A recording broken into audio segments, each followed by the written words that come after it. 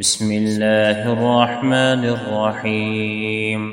الله الذي جعل لكم الليل لتسكنوا فيه والنهار مبصرا إن الله لذو فضل على الناس ولكن أكثر الناس لا يشكرون.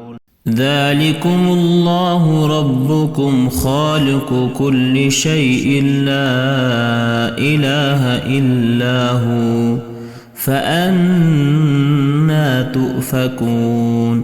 كذلك يؤفك الذين كانوا بآيات الله يجحدون.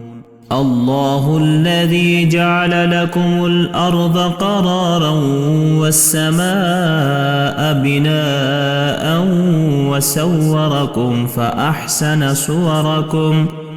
فأحسن صوركم ورزقكم من الطيبات. ذلكم الله ربكم فتبارك الله رب العالمين. هو الحي لا إله إلا هو فادعوه مخلصين له الدين الحمد لله رب العالمين.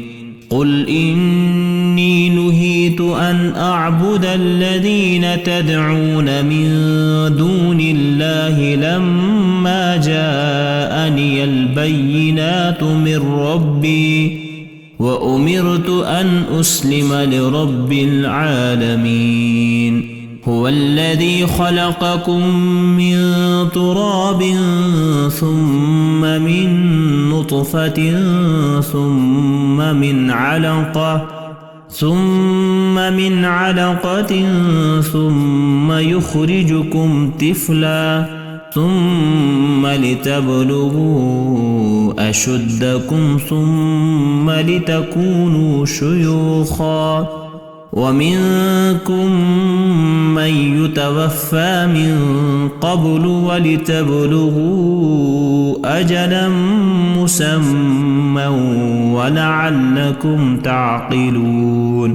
هو الذي يحيي ويميت فإذا قضى أمرا فإنما يقول له كن فيكون.